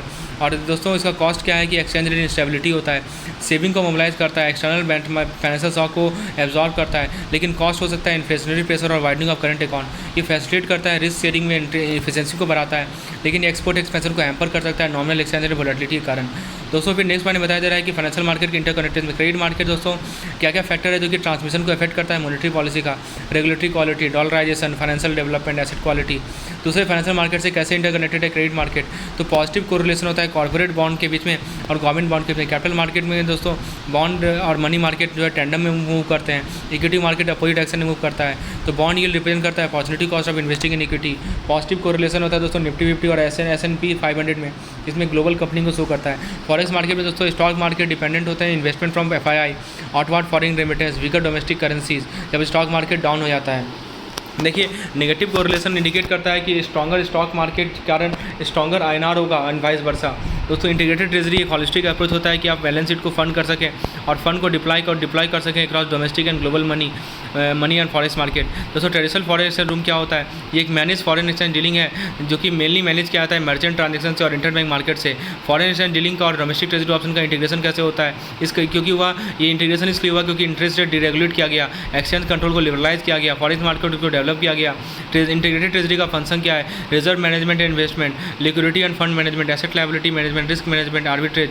दोस्तों बात करें फाइनेंशियल फेनोमेनन की, आर्बिट्रेज दोस्तों एक प्रॉफिट मेकिंग स्ट्रेटजी होता है ताकि आप प्राइस डिफरेंस का एडवांटेज लेते हैं। कॉन्टागियन इफेक्ट में क्या होता है, इकोनॉमिक क्राइसिस स्प्रेड होता है दोस्तों, और बूम और क्या होता है दोस्तों, बूम होता है वन मार्केट से दूसरे मार्केट में क्योंकि मार्केट कनेक्टेड है। डोमेस्टिक कॉन्टागियन तब होता है जब एक डोमेस्टिक मार्केट में जो क्राइसिस है वो इफेक्ट करता है दूसरे मार्केट को। इंटरनेशनल कॉन्टागियन तब होता है जब एक मार्केट में क्राइसिस जो है दूसरे मार्केट को अलग कंट्री में इफेक्ट करता है। टैपर टेंट्रम दोस्तों एक फाइनेंशियल फिनोमेना है जो कि 2013 में हुआ था जब यूएस फेडरलिज्म अपने बॉन्ड परचेज को रिड्यूस कर दिया under quantum easing programme, quantitative easing programme. इस कारण से दोस्तों जो इमर्जिंग मार्केट करेंसी था उसका वैल्यू घट गया था। फिर दोस्तों बेनिफिट क्या है, फाइनेंशियल मार्केट इंटीग्रेशन का, एफिशिएंसी बढ़ना, कॉम्पिटिशन बढ़ना। फिर दोस्तों रिस्क क्या है, कॉन्टैगियन, सिस्टमिक रिस्क और वोलेटिलिटी बढ़ता है। डेरिवेटिव क्या होता है दोस्तों, फाइनेंशियल इंस्ट्रूमेंट जिसका वैल्यू बेस्ड होता है अंडरलाइंग एसेट के वैल्यू पे। डेरिवेटिव का type forward, future, option, swap होता है। पर्पस क्या है, डेरिवेटिव का hedging, risk and speculation. Derivative का हिस्ट्री क्या है, ट्रेडिंग जो है बहुत प्री टाइम से होता है, आप हिस्ट्री देख सकते हैं। डेरिवेटिव भारत में कब आया वो देख सकते हैं। अंडरलाइंग एसेट दोस्तों डेरिवेटिव अपने वैल्यू को डिराइव करता है बहुत सारे अंडरलाइंग एसेट से, जैसे commodities, precious metal, natural resource. Exchange traded और ओटीसी मार्केट, डेरिवेटिव को ट्रेड कर सकता है ऑर्गेनाइज एक्सचेंज में या ओटीसी के माध्यम से। ईटीसी जो होता है स्टैंडर्डाइज्ड टर्म्स एंड कंडीशन होता है जो कि एक्सचेंज स्पेसिफाई करते हैं। एक लिक्विड और ऑर्डरली मार्केट क्रिएट होता है। मार्केट पार्टिसिपेंट जो होते हैं ईटीसी मार्केट में मार्केट मेकर होते हैं, स्पेकुलेटर होते हैं। फिर दोस्तों क्लियरिंग और सेटलमेंट होता है, एक्सचेंज ट्रेड कॉन्ट्रैक्ट का एफिशिएंटली होता है क्रेडिट गारंटी से। फॉरवर्ड कॉन्ट्रैक्ट और फ्यूचर कॉन्ट्रैक्ट के और एफआरआई के में क्या डिफरेंस है, फॉरवर्ड कॉन्ट्रैक्ट से ओटीसी एग्रीमेंट होता है जो कि दो पार्टी की नेगोशिएट किया जाता है ताकि एसेट को ट्रेड कर सके specific point in the future. Forward exchange calculator और बेसिस को कैलकुलेट किया जाता है स्पॉट एक्सचेंज रेट और interest rate over a period of time. दोस्तों कॉन्ट्रैक्ट का टर्म जो है कस्टमाइज किया सकता है ताकि दोनों पार्टीज़ के नीड को फिट कर सके। कोई money changes hand, no money changes hand when the contract is first negotiated. दोस्तों वो दोनों पार्टीज़ का ऑब्लिगेटेड है कि अपने कॉन्ट्रैक्चुअल टर्म को फुलफिल करें। भारत में फॉरवर्ड कॉन्ट्रैक्ट का जेन्युइन अंडरलाइंग होगा firm order, letter of credit, documentary bill के फॉर्म में। फ्यूचर कॉन्ट्रैक्ट एक स्टैंडर्डाइज फॉरवर्ड कॉन्ट्रैक्ट होता है जिसको ट्रेड किया जाता है एक्सचेंज में ताकि आप किसी एसेट को खरीद सके, बेच सके प्रीडिटरमाइंड प्राइस पे और टाइम पे बिटवीन पार्टी जो कि एक दूसरे को पहचानते नहीं है। फ्यूचर कॉन्ट्रैक्ट का स्टैंडर्डाइज अमाउंट होता है लेकिन फॉरवर्ड कॉन्ट्रैक्ट का स्टैंडर्डाइज अमाउंट नहीं होता है। दोनों कॉन्ट्रैक्ट का फ्लेक्सिबल या फिक्स और फ्लेक्सिबल मैच्योरिटी होगा। फ्यूचर कॉन्ट्रैक्ट में इनिशियल मार्जिन होगा, ये मार्केट टू मार्केट होता है दोस्तों। फ्यूचर कॉन्ट्रैक्ट को ट्रेड किया जाता है एक्सचेंज आवर में। एफआरए होता है दोस्तों फाइनेंशियल कॉन्ट्रैक्ट होता है कि आप इंटरेस्ट पेमेंट को एक्सचेंज करेंगे based on fix rate at future date. आप दोस्तों एफआरए को बाय करना से क्या होता है कि आप हेज कर सकते हैं रिस्क को against rise in interest rate. Principal amount केवल नोशनल होता है क्योंकि कोई कमिटमेंट नहीं होता अदर काउंटर पार्टी की, वो लैंड करेंगे, बोरो करेंगे नेशनल प्रिंसिपल अमाउंट को। डेरिवेटिव मार्केट में पार्टिसिपेंट कौन होते हैं, हेजर करते हैं अंडरलाइंग एसेट के प्राइस को डिटरमाइन। स्पेकुलेटर ये रिस्क को ट्रांसफर करते हैं लो रिस्क एपेटाइट पार्टी से हाई रिस्क एपेटाइट पार्टीज में। आर्बिट्रेजर प्राइस रिस्क को हेज करने में हेल्प करते हैं, ये लो ट्रांजेक्शन कॉस्ट इनकर करते हैं। उसके बाद दोस्तों ये इनेबल करते हैं बिजनेस को वो हार्ड टू ट्रेड एसेट को एक्सेस कर सकें। हाई लिवरेज प्रोवाइड करते हैं than the other financial instrument. Exchange trade derivative standardised terms and condition होता है, ओटीसी डेरिवेटिव कॉन्ट्रैक्ट स्टैंडर्डाइज नहीं होता है। अंडरलाइंग एसेट में दोस्तों कमोडिटीज़ आते हैं, यानी डेरिवेटिव जो अपने वैल्यू ड्राइव करते हैं कमोडिटीज से। उसके अलावा precious metal, natural resource, foreign exchange, bonds, trades. Option दोस्तों एक कॉन्ट्रैक्ट होता है जिसमें बायर को राइट मिलता है, कोई ऑब्लिगेशन नहीं मिलता है कि वो किसी स्पेसिफिक क्वांटिटी को खरीदेगा या बेचेगा। अंडरलाइंग एसेट में दोस्तों फिजिकल कमोडिटी या फाइनेंशियल इंस्ट्रूमेंट हो सकते हैं, स्टॉक, बॉन्ड, कुछ भी हो सकते हैं। कॉल ऑप्शन में दोस्तों होल्डर को राइट मिलता है कि वो अंडरलाइंग एसेट को खरीदेगा स्ट्राइक प्राइस पे। पुट ऑप्शन में दोस्तों होल्डर को राइट मिलता है कि वो अंडरलाइंग एसेट को बेचेगा स्ट्राइक प्राइस पे। ऑप्शन प्रीमियम दोस्तों प्राइस जो कि आप ऑप्शन के लिए पे करते हैं। स्ट्राइक प्राइस या एक्साइज प्राइस दोस्तों वो प्राइस होता है जिसमें अंडरलाइंग एसेट को खरीदा जाएगा, बेचा जाएगा। एक्सपायरी डेट दोस्तों वो डेट होता है जिसमें ऑप्शन एक्साइज किया जाएगा। ऑप्शन होल्डर दोस्तों ऑप्शन के बायर होते हैं। ऑप्शन सेलर दोस्तों ऑप्शन के सेलर होते हैं। ओपन इंटरेस्ट दोस्तों जिसमें टोटल आउटस्टैंडिंग ऑप्शन कॉन्ट्रैक्ट कितना है। अमेरिकन ऑप्शन दोस्तों जिस ऑप्शन को एक्सरसाइज कर सकते हैं किसी भी टाइम में एक्सपायरी डेट से पहले। यूरोपियन ऑप्शन दोस्तों जिस ऑप्शन को एक्सरसाइज कर सकते हैं केवल एक्सपायरी डेट पे। तो कॉल ऑप्शन का प्रॉफिट कब होगा, यदि अंडरलाइंग एसेट का प्राइस जो है स्ट्राइक प्राइस से ज़्यादा है एक्सपायरी पे तो आपका underlying asset price minus strike price minus premium. Loss क्या होगा कॉल ऑप्शन का, यदि अंडरलाइंग एसेट प्राइस जो है स्ट्राइक प्राइस से कम है तो प्रीमियम आपका लॉस हो जाएगा। प्रॉफिट फॉर पुट ऑप्शन क्या होगा, यदि अंडरलाइंग एसेट का प्राइस जो है स्ट्राइक प्राइस एक्सपायरी से कम है तो वो आपका प्रॉफिट और पुट ऑप्शन होगा। इसमें strike price minus underlying asset price minus premium होगा। लॉस फॉर पुट ऑप्शन क्या होगा, यदि अंडरलाइंग एसेट का प्राइस जो स्ट्राइक प्राइस है तो एक्सपायरी से कम से ज़्यादा है तो प्रीमियम होगा। दोस्तों स्वैप की बात करें, करेंसी स्वैप, यहाँ पे प्रिंसिपल और इंटरेस्ट को एक्सचेंज किया जाता है एक करेंसी में, प्रिंसिपल और इंटरेस्ट दूसरे करेंसी के लिए। एडवांटेजेस होता है कंपनी के लिए, वो बोरो कर सकती है चीपली इन होम करेंसी में। इंटरेस्ट पेमेंट जो होता है स्वैप प्रिंसिपल अमाउंट पे होता है, एग्रीड अपॉन रेट पे। इंटरेस्ट रेट स्वैप दोस्तों एग्रीमेंट होता है कि हम एक stream of future interest payment को एक्सचेंज करेंगे दूसरे के लिए। इसके अंदर दोस्तों एक फिक्स इंटरेस्ट रेट को एक्सचेंज किया जाता है फ्लोटिंग रेट के लिए और वाइस वर्सा के लिए। ये एंटिटीज़ यूज़ करती है कॉस्ट कम करने के लिए और एडवर्स मूवमेंट इंटरेस्ट रेट को प्रोटेक्ट करने के लिए। दोस्तों ये इन्वेस्टर को लॉ करता है कि अपने बोरोइंग डिफॉल्ट के रिस्क को शिफ्ट कर देंगे इंश्योरेंस कंपनी को। क्रेडिट रिस्क शिफ्ट होता है सीडीएस सेलर को, जो गारंटी करते हैं डेब्ट सिक्योरिटी के क्रेडिट बिजनेस को। दोस्तों नेक्स्ट मैंने बताया था सीडीएस मार्केट, रिटेल और नॉन रिटेल यूजर ट्रांजेक्ट कर सकते हैं। स्टैंडर्डाइज कॉन्ट्रैक्ट अवेलेबल है। एलिजिबल डेब्ट इंस्ट्रूमेंट लिस्टेड होता है। मनी मार्केट मेकर लिस्टेड होते हैं। डॉक्यूमेंटेशन आईएसडी एग्रीमेंट यूज़ किया जाता है ओटीसी डेरिवेटिव के लिए। स्टैंडर्ड डॉक्यूमेंट को यूज़ किया जाता है इंटरनेशनल बैंक के लिए। इसके अंदर स्टैंडर्ड टर्म्स एंड डेफिनेशन होते हैं। डेरिवेटिव वैल्यू डिराइव होता है दूसरे एसेट से। सीडीएस इंश्योरेंस प्रोवाइड करता है एज डिफॉल्ट। डॉक्यूमेंटेड होता है आईएसडी मास्टर एग्रीमेंट से। अब हम लोग यूनिट 37 को रिवाइज करते हैं। So friends now let's revise unit number 37। Unit number 37 को रिवाइज करते हैं दोस्तों, क्विकली फास्टली रिवाइज करते हैं। चलिए शुरुआत करते हैं दोस्तों। सबसे पहले दोस्तों बताया जा रहा है डेफिनेशन, फाइनेंशियल अरेंजमेंट, जहाँ पे कंपनी जो इनवाइस को सेल करते हैं थर्ड पार्टी फैक्टर को। तो दोस्तों ये फैक्टरिंग और फॉरवर्डिंग से है।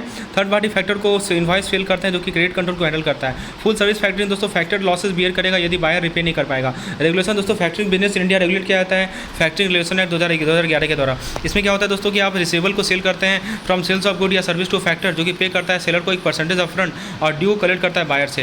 हिस्ट्री दोस्तों इसका ये डेट बैक करता है एंशियंट टाइम में, जहाँ पे अमेरिकन कॉलोनीज में वाइड स्प्रेड यूज़ था 18th सेंचुरी में। दोस्तों रिकॉर्ड्स फैक्टरिंग में फैक्टर क्या करता है कि जो अमाउंट एडवांस है उसे रिकवर करता है यदि इनवॉइस नहीं पे किया गया। और नॉन रिकॉर्ड्स फैक्टरिंग में फैक्टर जो है क्रेडिट प्रोटेक्शन प्रोवाइड करता है और बैड डेट के रिस्क को बियर करता है। डोमेस्टिक फैक्टरी में दोस्तों फैक्टर क्या करता है, इनवॉइस डेट को बाय करता है सेलर के कंपनी से। डोमेस्टिक फैक्टरिंग जो है इनलैंड ट्रेड से डील करता है दोस्तों। मैक्सिमम क्रेडिट पीरियड 150 दिन का होता है। माइनस रिपोर्टिंग जो है सेलर को प्रोवाइड किया जाता है, एलिजिबिलिटी रिक्वायरमेंट है। इंटरनेशनल फैक्टरी में दोस्तों दो फैक्टर्स होते हैं, एक्सपोर्ट और import. Pre payment seller ledger, sales ledger, administration, credit protection, collection. इसमें इंपोर्ट फैक्टर इवैल्यूएट करते हैं बायर को और पेमेंट कलेक्ट करते हैं। इसका प्रोसेस दोस्तों इंपोर्टर ऑर्डर प्लेस करेगा, एक्सपोर्टर रिक्वेस्ट करेगा लिमिट अप्रूवल के लिए। इंपोर्ट फैक्टर जो है इवैल्यूएट करेगा इंपोर्टर और कन्वे करेगा अप्रूवल को। टाइप से दोस्तों single factor system, double factor system. Bill discounting दोस्तों और फैक्टरिंग में डिफरेंस है। बिल डिस्काउंटिंग में स्ट्रॉन्ग बैलेंस शीट चाहिए और कोलेटरल चाहिए। फैक्टरिंग दोस्तों वीक बैलेंस शीट से भी हो सकता है। दोस्तों बिल डिस्काउंटिंग जो हमेशा जो होगा वो होगा विद रिकॉर्ड्स के साथ। फैक्टरिंग जो है विद और विदाउट रिकॉर्ड्स होता है। ट्रांजेक्शन बेस होता है बिल डिस्काउंटिंग। फैक्टरिंग जो होता है वो अकाउंट रिसेबल लेजर के बेसिस पे होता है। इसके अंदर कंप्लीट रिसेबल मैनेजमेंट होता है। दोस्तों बिल डिस्काउंटिंग एक फाइनेंसिंग का मोड है। फैक्टरिंग के अंदर दोस्तों ऐसा डेट का असाइनमेंट होता है। बिल डिस्काउंटिंग में फीस होते हैं financial charge and service fee. Factoring के अंदर दोस्तों फीस होते हैं financial charge and service fee. Bill discounting में दोस्तों फैक्टरिंग लो मार्जिन ऑफर करता है 20% का। फैक्टरिंग कस्टमर को अलाउ करता है लार्ज क्रेडिट और grace period. Factoring factor follow करते हैं हर एक इनवॉइस को। नेक्स्ट एडवांटेज क्या है फैक्टरिंग का, 100% financing, improve cash flow, save administration cost, increase trade opportunity, realise price transfer, avoid trade risk, सबको एक्सप्लेन किया गया है। दोस्तों फीस क्या क्या होता है फॉरफिटिंग में। डिस्काउंट भी होता है। इसमें क्या होता है दोस्तों, interest cost payable to exporter for the entire credit period. एक कमिटमेंट भी होता है कि फॉरफिटिंग एजेंसीज को पेबल होता है जिसको कमिटमेंट के लिए, ताकि वो एग्जीक्यूट करेगी स्पेशल फॉरफिटिंग ट्रांजेक्शन को। इसका फॉरफिटिंग कमिटमेंट भी दोस्तों 0.5% से 1.5% पर एनम होता है। यूनिट 38 की बात करते हैं। इसे वेंचर कैपिटल इंडिया की बात की जा रही है दोस्तों। वर्ट committee 1972, risk capital foundation 1975, seed capital scheme 1976, IDBI, technology policy 1993 central government, ICICI venture capital 96 ICICI, ठीक है। फिर TDICI 1988 इसका फुल फॉर्म है। वेंचर कैपिटल क्या है दोस्तों, इंस्टीट्यूशनल इन्वेस्टर को इंस्टीट्यूशनल इन्वेस्टमेंट प्रोवाइड करती है स्टार्टअप कंपनी को जो कि हाई रिस्क करते हैं। इसका इवोल्यूशन भट्ट कमेटी रिकमेंड करती है वेंचर कैपिटल क्रिएशन 1972 में। बहुत सारे वेंचर कैपिटल स्टैब्लिश किया गया जैसे red capital foundation, seed capital scheme, TDICI। 2021 में इंडियन स्टार्टअप इकोसिस्टम रिवाइज किया, $17.2 billion investment venture capital form during जनवरी 2000। कैपिटल क्या है दोस्तों कि इक्विटी के फॉर्म में होता है। वेंचर कैपिटलिस्ट जो है ऑनर के रूप में नहीं काम करते हैं दोस्तों। वेंचर कैपिटलिस्ट को शेयर को डाइवेस्ट करते हैं जितना जल्दी हो सके और कंपनी प्रॉफिटेबल हो सके। इसका स्टेजेस बात करें, अर्ली स्टेज फाइनेंसिंग जो सीड कैपिटल स्टेज या स्टार्टअप स्टेज या सेकंड राउंड फाइनेंसिंग करते हैं। लेटर स्टेज फाइनेंसिंग में expansion financing, bridge financing, mezzanine financing होता है। अब देखिए स्टेज की बात करते हैं दोस्तों। तो फ्रेंड्स यहाँ पे आप फाइनेंसिंग के स्टेज को देख सकते हैं। पहला है मेज़ाइन फाइनेंसिंग। इसमें क्या होता है दोस्तों कि फर्म्स को प्रोवाइड किया जाता है जो कि ऑलरेडी रेडी हैं पब्लिक यानी के लिए, और दोस्तों इसमें फंडिंग जो है सपोर्ट किया जाता है पब्लिक ऑफरिंग को। अर्ली स्टेज फाइनेंसिंग इसके अंदर seed capital stage, startup stage और सेकंड राउंड फाइनेंसिंग होता है। सीड कैपिटल स्टेज में दोस्तों टेस्टिंग हाई टेक्नोलॉजी को टेस्ट किया जाता है, इनोवेटिव कंसेप्ट को टेस्ट किया जाता है। स्टार्टअप स्टेज में दोस्तों एक नया एक्टिविटी को लॉन्च किया किया जाएगा ट्रांसफर ऑफ टेक्नोलॉजी के बेसिस पे। सेकंड राउंड फाइनेंसिंग में दोस्तों जब प्रोडक्ट को लॉन्च कर दिया गया उसके बाद प्रोवाइड किया जाता है सेकंड राउंड फाइनेंसिंग। और लेटर स्टेज फाइनेंसिंग दोस्तों प्रीफर किया जाता है एस्टैब्लिश बिजनेस के लिए जिसको एडिशनल फाइनेंस चाहिए। एक्सपेंशन फाइनेंसिंग उसके लिए होता है जो कि एडिशनल प्रोडक्शन कैपेसिटी होता है। वेंचर कैपिटलिस्ट रिटेन कर सकते हैं higher proportion of equity depending on factors like net worth and purchase price. Replacement financing क्या होता है दोस्तों, ये इसके अंदर वेंचर कैपिटलिस्ट परचेज करते हैं शेयर को एक्जिस्टिंग शेयर होल्डर से। टर्न अराउंड फाइनेंसिंग की प्रोवाइड किया जाता है कंपनी को, और कंपनी को रिवाइव जो कंपनी जो ऑपरेट कर रही है लॉस को उसको रिवाइव करने के लिए। बायआउट फाइनेंसिंग फंडिंग प्रोवाइड करती है एक्टिवली इन्वॉल्व शेयर होल्डर को ताकि वो शेयर को बाय कर सके पैसिव शेयर होल्डर से। दोस्तों डील ऑर्गेनाइजेशन की बात करते हैं तो कॉमन सोर्स ऑफ ऑर्गेनाइजेशन है दोस्तों referral from business partner parent organisation friend. Initial screening of project screening दोस्तों स्क्रूटनाइजिंग होता है प्रोजेक्ट को क्राइटेरिया के बेसिस पे जैसे market scope technology size of investment geographical location stage of financing. दोस्तों इवैल्यूएशन क्या होता है, इसमें आप शॉर्ट लिस्टेड प्रपोजल को इवैल्यूएट करते हैं बहुत सारे प्रोजेक्टेड प्रोफाइल पे। डील नेगोशिएशन आप फॉर्मुलेट करते हैं terms and condition of the deal ताकि उसको म्यूचुअली बेनिफिट बना सकें। पोस्ट इन्वेस्टमेंट एक्टिविटी आप कुछ ड्यूटीज़ लेते हैं रिस्पॉन्सिबिलिटीज़ लेते हैं लेकिन पार्टिसिपेट नहीं करते डेली एक्टिविटी का द फर्म में। इंस्ट्रूमेंट की टाइप करें ऑनरशिप के बेसिस पे ऑर्डिनरी शेयर होते हैं, इक्विटी इंस्ट्रूमेंट में डेब्ट इंस्ट्रूमेंट डिवेंचर होते हैं, प्रेफरेंस शेयर या बॉन्ड होते हैं, एसयू डिविडेंड प्रेफरेंस शेयर होते हैं। चलिए आगे बात करते हैं दोस्तों वेंचर कैपिटल फाइनेंसिंग क्या होता है। लॉन्ग टर्म इन्वेस्टमेंट बिजनेस में होता है, इसका पोटेंशियल होता है सिग्निफिकेंट ग्रोथ और फाइनेंशियल रिटर्न का। फाइनेंसिंग का फॉर्म होता है इक्विटी कंडीशनल लोन या conventional loan. Risk and reward दोस्तों वेंचर कैपिटलिस्ट दोनों फाइनेंशियल रिस्क और रिवार्ड को बियर करते हैं। फाइनेंसिंग का स्टेज अर्ली स्टेज या लेटर स्टेज होता है। वेंचर कैपिटल फाइनेंसिंग का प्रोसेस होता है 6 स्टेप में। Exit route for venture capital का IPO buybacks selling to other company या न्यू वेंचर कैपिटलिस्ट। एडवांटेज क्या है, वेल्थ लाता है, एक्सपर्टाइज लाता है, इन्वेस्टर को large amount of equity financing को प्रोवाइड किया जा सकता है, सेफर डिपॉजिट होता है। डिसएडवांटेज क्या होता है, ऑटोनॉमी लॉस हो जाता है, कंट्रोल लॉस हो जाता है फाउंडर के लिए। और दोस्तों लेंदी और कॉम्प्लेक्स प्रोसेस है। अब यूनिट 39 की बात करते हैं दोस्तों। यूनिट 39 में क्या बताया जा रहा है, लेट्स डिस्कस लीजिंग कैसे इवॉल्यूट हुआ। 1972 में पहला लीजिंग कंपनी आया इंडिया में। 1980 में दोस्तों बहुत सारे कंपनी ने फाइनेंशियल इंस्टीट्यूशन कमर्शियल बैंक आ गए लीजिंग ऑपरेशन में। 1983 में ICICI का एंट्री जो है लीजिंग कॉन्सेप्ट को बूस्ट किया। IFC ने अनाउंस किया 4 लीजिंग जॉइंट वेंचर का इंडिया में। फाइनेंस मिनिस्ट्री ने अनाउंस किया स्ट्रिक्ट मेजर ताकि इन्वेस्टमेंट कंपनी को इनलिस्ट किया जा सके स्टॉक्स में। GS दाहोत्री कमेटी ने रिकमेंड किया, जिस रिकमेंडेशन के कारण RBI ने कुछ गाइडलाइन बनाया कमर्शियल बैंक को कि वो जो कि लीजिंग कंपनी को फंड कर रही है बैंक को अलाउ किया गया कि वो लीजिंग फैसिलिटी ऑफर कर। 1994 में स्टेट बैंक ऑफ इंडिया और बैंक ऑफ इंडिया ने अपना स्पेशलाइज्ड ब्रांच ओपन किया लीज फाइनेंसिंग का। दोस्तों फिर बात करते हैं लीजिंग की टाइप की। फाइनेंशियल लीज क्या करता है कि फुल यूजफुल इकोनॉमिक लाइफ को कवर करता है किसी एसेट का। दोस्तों लीज प्रोवाइड क्या है, प्रोवाइड मेंटेनेंस के लिए, एसेट के मेंटेनेंस के लिए। लीज रेंटल पे करते हैं कि वो रिकवर कर सके कॉस्ट ऑफ एसेट और इंटरेस्ट कॉस्ट को। लीज लेसी का जो पोजीशन है वो ऑनर के सिमिलर होता है और वो रिस्पॉन्सिबल होता है एसेट को मैनेज करने का।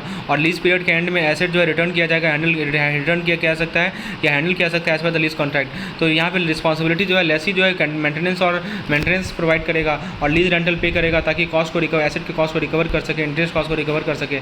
दोस्तों लेसी की रिस्पॉन्सिबल होती है कि वो एसेट को मेंटेन करेगा और लीज पीरियड के एंड में एसेट को रिटर्न कर दिया जाएगा, हैंडल कर दिया जाएगा एज पर lease contract. Close ended lease type की बात करते हैं तो एसेट जो है ट्रांसफर हो जाता है लेसर को जब से लीज कॉन्ट्रैक्ट पीरियड खत्म होता है। ओपन एंड लीज में लेसी के पास ऑप्शन होता है कि एसेट परचेज कर सकता है। अपफ्रंट लीज में हायर लीज रेंटल चार्ज किया जाता है इनिशियल ईयर में और बाकी के सालों में लो रेंटल चार्ज होता है। बैक एंड लीज में दोस्तों लेस रेंटल चार्ज होता है शुरू साल में और बढ़ते जाता है लेटर ईयर में। परसेंटेज लीज में दोस्तों लेसर जो है फिक्स रेंटल पे करते हैं प्लस हम percentage of the previous year gross revenue पे करते हैं। क्रॉस बॉर्डर लीज में दोस्तों लेसी और लेसी सिचुएटेड होते हैं अलग अलग कंट्रीज में।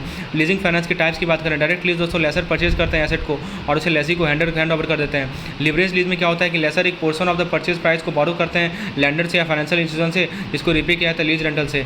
सेल और लीज बैक्स में क्या होता है, लेसी सेल करते हैं एसेट को लेसर को और इमीडिएटली उससे बैक लीज कर लेते हैं। एडवांटेज क्या लीज फाइनेंसिंग का, रेगुलर इनकम होता है लेसर के लिए, हाई प्रॉफिटेबल होता है लेसर के लिए, ग्रोथ और एक्सपेंशन होता है बिजनेस का, टैक्स बेनिफिट होता है लेसर के लिए। फाइनेंस लीज ऑपरेटिंग लीज क्या डिफरेंस है, ड्यूरेशन जो है फाइनेंस लीज जो है hold useful life of the asset, operation lease short duration के लिए होता है, रिवोकेशन रिवोक नहीं किया सकता फाइनेंशियल लीज को। ऑपरेटिंग लीज रिवोकेबल होता है। मेंटेनेंस फाइनेंशियल लीज का लेस कॉस्ट ऑफ मेंटेनेंस होता है, लेसी जो है सारा कॉस्ट ऑफ मेंटेनेंस बियर करता है टैक्स इंश्योरेंस का। और ऑपरेशन लीज में दोस्तों लेसर जो है सारा एक्सपेंस बियर करता है। ऑब्सोलेशन रिस्क दोस्तों लेसी बियर करता है और ऑपरेटिंग लीज में दोस्तों लेसर बियर करता है। परचेज ऑप्शन दोस्तों ऑप्शन प्रोवाइड किया जाता है कि परचेज कर सकें एसेट को कॉन्ट्रैक्ट के एंड में फाइनेंशियल लीज में, और ऐसा कोई ऑप्शन अवेलेबल नहीं है ऑपरेटिंग लीज में। दोस्तों आस्पेक्ट की बात करें financial impact of leasing, lease asset liability कोई बैलेंस शीट में नहीं शो किया जाता है। लीज रेंटल जो है एक्सपेंस हो किया था प्रॉफिट लॉस अकाउंट में। डेब्ट इक्विटी रेशियो लीजिंग से अनअफेक्टेड होता है। फिर दोस्तों लीगल एस्पेक्ट क्या है, लीज को डिफाइन किया जाता है ट्रांजेक्शन जहाँ पे एसेट ऑनर जो एसेट प्रोवाइड करते हैं कि दूसरे को कंसिडरेशन के लिए यूज कर सके। इंडियन अकाउंटिंग स्टैंडर्ड 19 डिफाइन करता है लीज को एक agreement for the right to use asset payment. Obligation क्या है, लेसर और लेजी का, लेसर का ड्यूटी है कि डिलीवर करे एसेट को, लीगली ऑथराइज करे लेजी को ये को यूज कर सके और लीव करो उसको पीसफुल पोजीशन में। रेगुलेटरी एस्पेक्ट क्या बैंक अंडरटेक कर सकती है लीजिंग एक्टिविटी को सब्सिडी के माध्यम से, डिपार्टमेंट के माध्यम से। सब्सिडी जो फॉर्म किया जाएगा वो प्राइमरी इंगेज रहेगा लीजिंग एक्टिविटीज़ में और किसी डायरेक्ट लैंडिंग या दूसरे अनअप्रूव एक्टिविटी में इंगेज नहीं होगा। बैंक जो लीजिंग एक्टिविटी अंडरटेक करेगी वो रिपोर्ट करेगी RBI को, प्रूडेंशियल गाइडलाइन फॉलो किया जाएगा। हायर परचेज की बात करें, एक मेथड होता है कि आप कैपिटल एसेट को एक्वायर कर सकते हैं बिना प्राइस को पे किए इमीडिएटली जब गुड्स को हायर पे दिया जाता है। इंस्टॉलमेंट दोस्तों डिलीवरी के टाइम में पे किया जाएगा हायर चार्ज के फॉर्म में, और हायर जो है रिटर्न कर सकते हैं एसेट को बिना किसी कमिटमेंट का। ऑनरशिप जो एसेट का वो हायर को पास होगा जब वो लास्ट इंस्टॉलमेंट पे कर देगा, तो हायर टर्मिनेट कर सकता है हायर परचेज कॉन्ट्रैक्ट को, नोटिस सेलर को नोटिस देखे। ये ब्रिटेन से आया था दोस्तों। लीगल एस्पेक्ट क्या है, कॉन्ट्रैक्ट ऑफ बेलमेंट होता है, कॉन्ट्रैक्ट ऑफ सेल नहीं होता है, हायर लीगल ऑनर नहीं होता है, एग्रीमेंट के टर्म्स के दौरान हायर परचेज एक्ट 1972 के द्वारा गवर्न होता है। उसके बाद दोस्तों इंडियन कॉन्ट्रैक्ट 1872 गवर्न करता है बेलमेंट एस्पेक्ट को, सेल्स ऑफ गुड्स 1930 कवर करता है सेल्स एस्पेक्ट को। दोस्तों हायर परचेज में दोस्तों ऑनरशिप और the sale pass to hirer. Leasing में देखिए डिफरेंस बताया जा रहा है कि एसेट का जो ऑनरशिप हायर को पास होता है, लीजिंग में दोस्तों एसेट का ऑनरशिप लेसर के पास रहता है। हायर जो है डेप्रिसिएशन चार्ज कर सकता है एसेट पे, लेसर डेप्रिसिएशन क्लेम कर सकता है।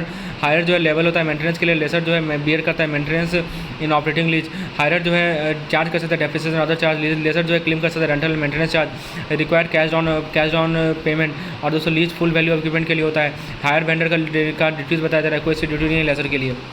अब दोस्तों यूनिट 40 को रिवाइज करना। तो दोस्तों ये क्रेडिट रेटिंग से रिलेटेड टॉपिक आइए डिस्कस करते हैं। एक पॉइंट को दोस्तों बताया जा रहा है क्रेडिट रेटिंग दोस्तों आप क्रेडिट रिस्क को एनालाइज करते हैं फाइनेंशियल इंस्ट्रूमेंट एंटिटी से। Rating agency credit rating sign करती है ताकि डेटर की एबिलिटी को एसेस कर सके, डेट पे कर पाएगा नहीं कर पाएगा। 1999 में जॉन मूडी के द्वारा ये दोस्तों इसका बेनिफिट है कि it assess the solvency of an entity. दोस्तों इन्वेस्टर को क्या बेनिफिट है, इसरो को क्या बेनिफिट है यहाँ देख सकते हैं। ये रिस्क को एसेस करता है जो इन्वॉल्व इन्वेस्टमेंट में। ये बोरोइंग में ईज करता है यदि हाई क्रेडिट रेटिंग ऑब्टेन होता है। क्रेडिट इन्फॉर्मेशन बोरोवर को मिलता है लो कॉस्ट पे, नो कॉस्ट पे, borrowing at low interest rate. दोस्तों कंटिन्यूस मॉनिटरिंग होता है रेटिंग का। ये इंकरेज करता है ग्रोथ और एक्सपेंशन को। ये इन्वेस्टर को प्रोवाइड करता है कि वो इन्वेस्टमेंट के चॉइस को। ये दोस्तों क्रेडिबिलिटी और रिकॉग्निशन प्रोवाइड करता है लेसर ऑन कंपनी को। दोस्तों फैक्टर क्या कंसिडर किया जाएगा जब कंपनी को रेट किया जाएगा, इश्यूअर की एबिलिटी को कि वो अपने डेब्ट को सर्व कराएगा नहीं कर पाएगा, कंपनी के पास्ट और फ्यूचर कैश फ्लो को, कितना इंटरेस्ट है बोरोड फंड वर्सेस अर्निंग में, ट्रैक रिकॉर्ड क्या है प्रमोटर का, डायरेक्टर का, मार्केट पोजीशन क्या है कंपनी का, ये सभी चीज़ देखा जाएगा। क्रेडिट रेटिंग दोस्तों ओपिनियन देता है रिलेटिव क्रेडिट रिस्क जो कि एसेट होता है रेटेड डेब्ट का। ये सिंगल बेंच फ्रेमवर्क प्रोवाइड करता है क्रेडिट क्वालिटी को कंपेयर करने का, डिटरमाइन होता है डिफॉल्ट प्रोबेबिलिटी से। दोस्तों फॉर्मल रेटिंग का कंपनी क्या आता है डिटेल रैशनली के द्वारा। Rating outlook detail additional information provide करता है expected direction of rating movement in the near to medium term. CRA generally assign करते हैं आउटलुक 4 कैटेगरी में, स्टेबल, पॉजिटिव, नेगेटिव और no outlook. Stable outlook indicate करता है कितना लाइक्लीहुड है रेटिंग चेंज होने का। पॉजिटिव आउटलुक इंडिकेट करता है कितना हाई लाइक्लीहुड है अपवार्ड रेटिंग रिवीजन का। नेगेटिव आउटलुक इंडिकेट करता है हाईली लाइक्लीहुड है कि रेटिंग डाउनवर्ड रेटिंग रिवीजन का। पॉजिटिव या नेगेटिव आउटलुक जो है का मतलब ये नहीं हुआ कि क्रेडिट रेटिंग चेंजेस होगा। रेगुलेशन सेबी रेगुलेट करते हैं CRA को इंडिया में, सेबी रेगुलेशन एक्ट के माध्यम से। CRA रजिस्टर्ड होना चाहिए और कुछ क्राइटेरिया को रिक्वायरमेंट को मीट करें। CRA के पास ऑब्लिगेशन होगा कि अपनी एक्टिविटी को कैरी करेगा इंटीग्रिटी, प्रोफेशनल कॉम्पिटेंस, इंडिपेंडेंस के साथ। CRA डिस्क्लोज करेगा अपने रेटिंग को स्पेसिफाइड मैनर में। रेगुलेशन का अटेम्प्ट होगा कि वो कॉन्फ्लिक्ट को रिड्यूस करे, कॉन्फ्लिक्ट ऑफ इंटरेस्ट को रिड्यूस करे। CRA को प्रोहिबिट करे कि रेटिंग सिक्योरिटी में CRA को प्रोहिबिट करे रेटिंग सिक्योरिटीज़ में इशू बाय द प्रमोटर। दोस्तों CRA को अकाउंटेबल माना जाएगा इंटरनल ऑडिट के लिए जो भी इन्फॉर्मेशन सबमिट किया जाए सेबी को इंस्पेक्शन, और जो सेबी ने इंस्पेक्शन किया इन्वेस्टिगेट किया। ग्लोबल फाइनेंशियल क्राइसिस के बाद सेबी ने इंट्रोड्यूस किया बहुत सारे चेंजेस में रेगुलेटरी फ्रेमवर्क पर CRA। इसमें गाइडलाइन लाएगा 2010 में, सर्कुलर लाएगा 2016 में, ताकि ट्रांसपेरेंसी को बढ़ाया जा सके। क्रेडिट रेटिंग दोस्तों रेफर होता है कॉर्पोरेशन और गवर्नमेंट के लिए, क्रेडिट स्कोरिंग रेफर होता है इंडिविजुअल के लिए। Credit information company record maintain करती है। CRA पब्लिकली डिस्क्लोज करेंगे रेटिंग क्राइटेरिया और प्रोसेस को। क्रेडिट स्कोरिंग लैंडर यूज करेंगे क्रेडिट स्कोरिंग को डिसाइड करने के लिए कि हम किसी को लोन दें या ना दें। CRA डिस्क्लोज करेंगे जो डिलेज होगा प्रोडक्ट रिव्यू में रेटिंग में, और अकाउंटेबिलिटी इंपोज करेंगे रेटिंग एनालिस्ट पे। क्रेडिट स्कोरिंग को यूज तभी किया जाता है रिस्क बेस्ड प्राइसिंग में, जहाँ पे टर्म्स ऑफ लोन बेस्ड होता है प्रोबेबिलिटी ऑफ डिफॉल्ट पे। और CIC क्या करते हैं रिपोर्ट यूज करते हैं क्रेडिट स्कोरिंग के द्वारा ताकि एक्सेस कर सके बोरोवर क्रेडिट बिजनेस को। CRA का एम है कि वो किसी रेटिंग कंपनी के फंक्शनिंग को इवैल्यूएट कर सके। क्रेडिट स्कोर अप्लाई होता है इंडिविजुअल के लिए। तो CRA और क्रेडिट स्कोरिंग में क्या डिफरेंस बताया जा रहा है। Investor, financial institution, end user कोई रेटिंग फी नहीं पे करते। क्रेडिटिंग एजेंसी जो है एनुअल सर्विलेंस फी चार्ज करती है। इस वर्ष 95% of total revenue of rating agency इसको मेकअप कर लेते हैं। 3 major credit rating bureau globally Experian, Equifax, TransUnion. Example दोस्तों CIC का Experian, Equifax, CRIF, High Mark credit information company limited, और कृषि लिकरा केयर रेटिंग ये हमारे CRA हैं। पर्पस क्या है दोस्तों, credit rating credit report prepare करेंगे इन्फॉर्मेशन जो बैंक प्रोवाइड कर रही है, फाइनेंशियल इंस्टीट्यूशन प्रोवाइड कर रही है। CRA क्रेडिट रेटिंग एजेंसी का क्या काम है कि वो क्रेडिट रेटिंग प्रोवाइड करेंगे लार्ज कॉर्पोरेट को, गवर्नमेंट को। दोस्तों मेंबर कौन होते हैं, क्रेडिट इंश्योरेंस कंपनी जो कि सेलर प्रोवाइड कर रही है। CRA सेबी से रजिस्टर्ड होते हैं। ये हमारे CIC को रेगुलेट करते हैं रिजर्व बैंक ऑफ इंडिया, और CRA को रेगुलेट करते हैं सेबी। CIC। क्रेडिट असेसमेंट दोस्तों क्रेडिट स्कोर प्रोवाइड करते हैं जो कि रिकॉर्ड किया था CIC के माध्यम से। टारगेट दोस्तों फोकस होता है इंडिविजुअल पे, स्मॉल बिजनेस पे, कोई CIC चार्ज नहीं किया था, मेंबरशिप फी नहीं चार्ज करते हैं। यूनिट 41 में दोस्तों बताया जा रहा है कि यूनिट ट्रस्ट म्यूचुअल फंड का यूनिट ट्रस्ट बना, फिर non UTI public sector mutual fund बना, फिर दोस्तों entity of private sector fund बनाया, फिर comprehensive mutual fund regulation SEBI ने लाया। फिर दोस्तों क्लासिफिकेशन के बारे में बताया जा रहा है। देखिए equity scheme, multi cap scheme, large cap scheme, large and mid cap, small cap, dividend yield, value fund, Contra fund, focused fund, sectoral thematic fund, equity link saving scheme, overnight fund, liquid fund, ultra short duration fund, low duration fund, money market fund, short duration fund बताया जा रहा है। फिर दोस्तों liquid fund डेप्ट type होता है, short term डेप्ट instrument होता है, अल्ट्रा शॉर्ट ड्यूरेशन फंड, लो ड्यूरेशन फंड, सभी के बारे में बताया जा रहा है दोस्तों। फिर dynamic fund, corporate bond fund, credit risk fund, banking and PSU fund, gilt fund with 10 year constant duration, floater fund, conservative hybrid fund, balance hybrid fund, aggressive hybrid fund, dynamic asset and allocation और balance hybrid advantage, multi asset allocation, arbitrage fund, equity saving सम दोस्तों, open ended scheme होता है, index fund, fund of fund, open ended fund, सबके बारे में बताया जाए। Retirement fund, children fund, open ended fund, close ended fund, interval fund, active fund, passive fund, growth scheme, dividend scheme, supervision of mutual fund को SEBI formulate करती है। Risk क्या क्या रहता है, market environment, concentration risk, interest rate risk, डिस्क depiction riskometer के माध्यम से होता है। ये SEBI ने इंट्रोड्यूस किया 2015 में। रिस्कोमीटर का 6 लेवल होता है, low, moderately moderately high, very high. Return MMF से कैलकुलेट किया जाता है दोस्तों। फिर दोस्तों NAV पब्लिश किया जाता है डेली म्यूचुअल फंड के द्वारा हर एक कम से कम 2 न्यूज़पेपर में। एक्सपेंस रेशियो डिपेंड करता है कितना एनुअल फंड ऑपरेटिंग एक्सपेंस है किसी स्कीम का। लोन फंड दोस्तों चार्ज करता है NAV के परसेंट को एंट्री एग्जिट के लिए। SIP systematic withdrawal plan, STP systematic transfer plan, जैसे SIP STP है, JLUP के बारे में बताया जा रहा है। फिर दोस्तों बताया जा रहा है म्यूचुअल फंड का क्या रोल है, म्यूचुअल फंड की क्लासिफिकेशन के बारे में। यूनिट 43 में दोस्तों पेंशन प्रोडक्ट के बारे में बताया जा रहा है, क्या एक आस्पेक्ट है पेंशन का, सिस्टम क्या है पेंशन में।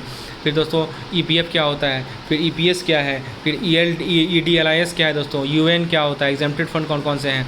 फिर दोस्तों PPF का क्या हो, PPF स्कीम क्या है, इंश्योरेंस एन्युटी स्कीम क्या है। ये PDF दोस्तों मैं अपने पेड मेंबर को प्रोवाइड करूँगा जिन्होंने हमारा पेड PDF को एक्सेस किया है, जिसमें वो लास्ट टाइम पे सभी चीज़ों को क्विकली रिवाइज कर पाएंगे। So this is a quick revision PDF, इसी को मैं समझा रहा हूँ। NPS क्या है दोस्तों, फिर दोस्तों NPS क्या है, APY क्या है, विड्रॉल रूल क्या है NPS का, API के बारे में डिटेल समझाया जा रहा है। उसके बाद दोस्तों आप देख सकते हैं यूनिट 44 में पारा बैंकिंग में क्या डिफरेंस है, फाइनेंशियल सर्विस एक्टिविटी में क्या अंतर है, इन्वेस्टमेंट का सब्सिडी में कैसे होता है, इन्वेस्टमेंट का टाइप क्या क्या है दोस्तों।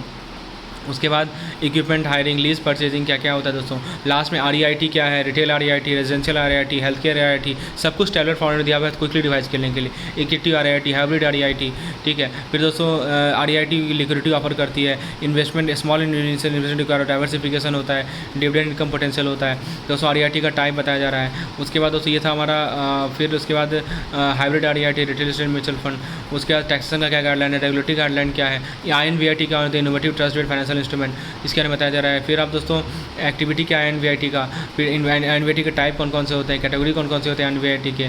फिर दोस्तों INVIT का क्या क्या रैशनले है, टाइप है, लिस्टेड है। तो ये था हमारा कंप्लीट रिवीजन सेशन। धन्यवाद। तो यदि आप इस तरह की PDF चाहते हैं तो हमें इस नंबर पर व्हाट्सएप करें, और आप यदि JIB से रिलेटेड कोई मटेरियल चाहते हैं आप इसी में जानकारी प्राप्त कर सकते हैं। धन्यवाद।